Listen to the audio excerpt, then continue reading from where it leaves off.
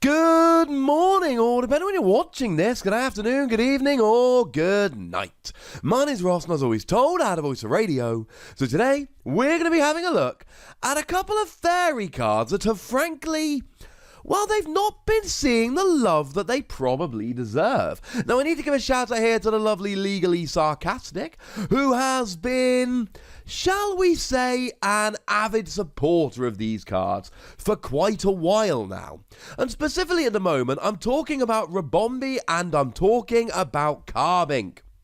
Now, the great news is you can look at either of these cards individually, and they're pretty good cards, but it really is a combination of the pair of them together, which puts us into, oh, that's just mean kind of territory.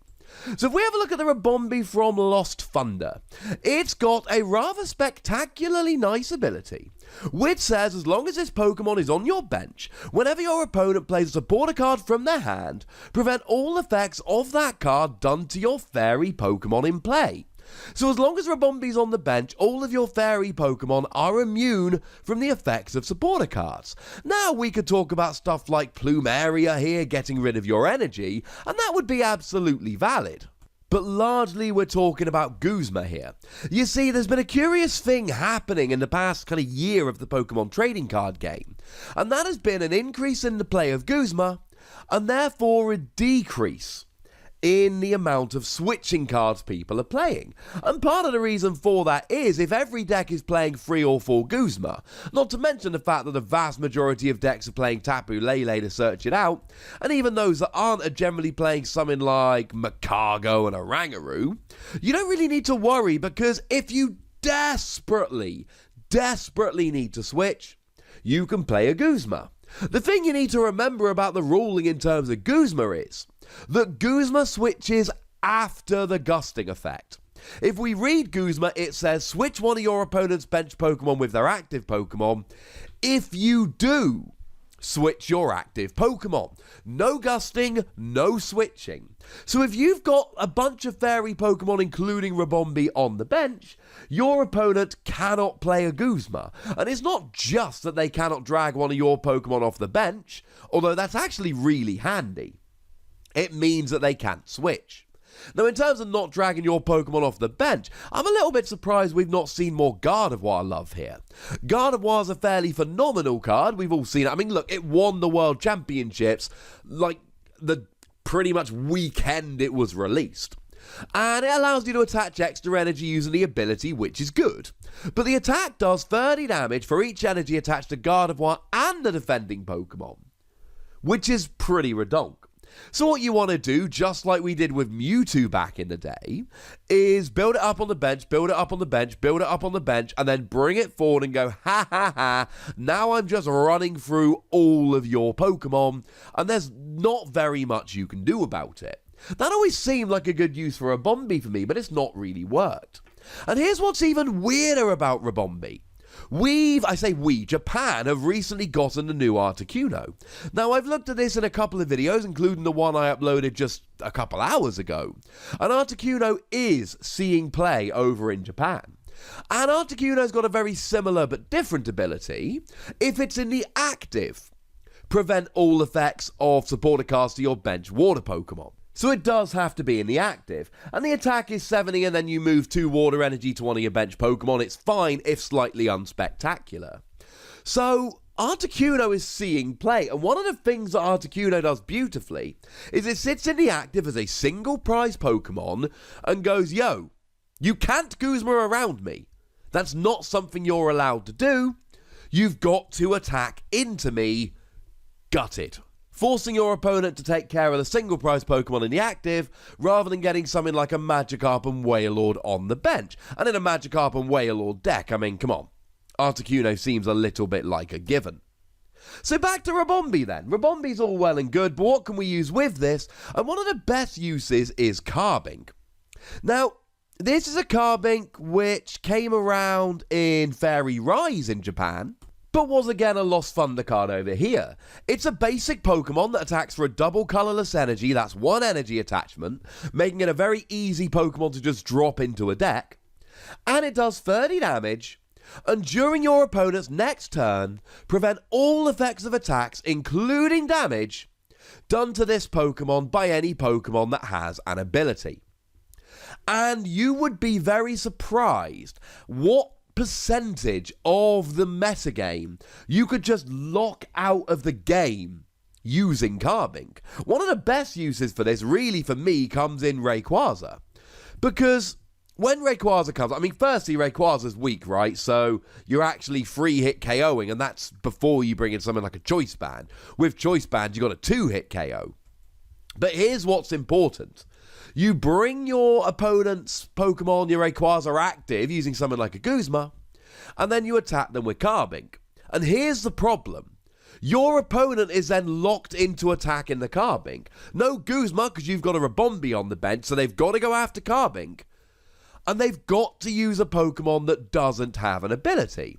Now, if you look at something like your average Vikavolt list, well, Vikavolt's got an ability, so they're not going to be able to use that. And Tapu Lele's got an ability, so they're not going to be able to use that. The thing is, some of them are playing Dhelmise. So essentially, they've got their Dhelmise. And if they can take you out with Dhelmise, then they're going to be okay. Dhelmise does not have an ability. But they've got to get Dhelmise into the active. And the problem here is, they've got to do it without Guzma. So if you go and just bring a Rayquaza active that's got no energy attached to it, or 1 energy attached to it, then your opponent may well not be able to manually retreat before you've gotten a KO. Let's say Rayquaza does have free energy attached to it. Well, that's fine. Rayquaza's got a retreat cost of 3, so they can retreat Rayquaza, but they've got to burn their energy to do so. Because remember, they can't attack into Carbink, and they can't Guzma one of your bench Pokemon. So sure, maybe they're playing 1 copy of Dhelmise, but if they're playing that 1 copy of Dhelmise, that's essentially it. Vikavolt ain't getting a KO, Rayquaza ain't getting a KO, they can't attack the bench, and they're not being given access to their regular switching cards, which means that you can really take advantage and essentially make them just burn all of their energy. Obviously, we got Zoroark here. He's one of the big uns. He's got an ability. So maybe your opponent's got a non-Zoroark attacker that they can use here. But if they don't, what are they going to do? The answer is somewhat little. Shuckle's been getting a little bit of love lately as a Pokemon which can block, and oh no, wait, Shuckle's got an ability. And remember, Carbink prevents all effects of attacks, including damage. Whereas Shuckle only prevents damage. So okay, you will need to add a 3rd energy on in order to do damage to Shuckle, but you can at least lock them out of the game for a little while you get that rolling. And that's kind of the point of Carbink here. The lovely Legally Sarcastic has been playing these cards with stuff like Sylveon, and Sylveon's quite good, of course, because firstly, it's just an annoying deck that's fun to play, apparently. I don't see it myself, but he swears by it. But it's also got Magical Ribbon, which helps you set up really quickly. If you're using Sylveon GX and using Magical Ribbon to search your deck for any free cards, it ain't going to take you long to get Ribombee up and rolling. So maybe you just sit with Sylveon in the active. Or maybe you use something like a Hooper. You see, Hooper from Shining Legends has been a stall deck for a little while now. And it's no secret that Hooper's a really good card when you're against EXs and GXs, and a really bad card when you're not. So one of the things your opponent is often going to do for a couple of turns while they're just waiting to get rolling with a non-GX is do a bit of Guzmaing around, but they can't. And remember, it's not just about having your opponent forced to bring up another attacker. It's the fact that they can't switch if they're not able to use Guzma, or at least a lot of the time they can't. So you're locking them into whatever's in the active. So if you can strand a big Pokemon in the active, something like a Blacephalon, then they're not able to attack into Hooper.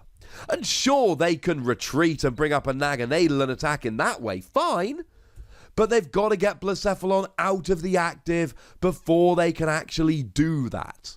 It seems extremely odd to me that Articuno is seeing so much play in Japan so quickly, And Ribombee has just not seen any love. Now, maybe it's because it's such a natural partner with Magikarp and Wailord, it makes too much sense.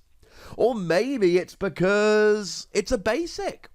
Or maybe it's because it's a water Pokemon. I'm not 100% sure. Though, to be honest, that'd just give you a bunch of reasons that do make a lot of sense. But I can tell you that Ribombee also makes a lot of sense. And the combination of Ribombee and Carbink is one that can lock a whole bunch of decks just plain out of the game. And what I really want to stress in this video, it's not necessarily about Carbink and Ribombee. There are plenty of games where having a Ribombee on the bench and a Hooper in the active will win you the game. There's plenty of games where just whacking up a Carbink could be enough to win the game. They're not necessarily forced to be a pair, but they do make a rather nice pair indeed. But I want to know, have you guys tried these out? Have you thought about them? Have you tested them? Have I made you think twice about them? Let me know in the comment section, ladies and gentlemen. Go nuts. But please do remember the rule. Be nice, would ya? And then make sure you like this video, subscribe to this channel, and follow me on Twitter at the Wassy. And then maybe Twitch at twitch.tv/PTCGRadio for some live action. And do make sure you're checking out patreon.com/PTCGRadio. That's where you can support the channel, get some bonus podcasts. A new one went up a couple days ago, and a new one's going up probably tomorrow or 2 days' time. Just putting that out there. And do make sure you're checking out youtube.com/WassyPlays, where I talk about other games. But by far the most important thing, as always, is to look after yourselves until next time. Thank you very much for watching. My name's Ross, and you've been watching PTCG Radio.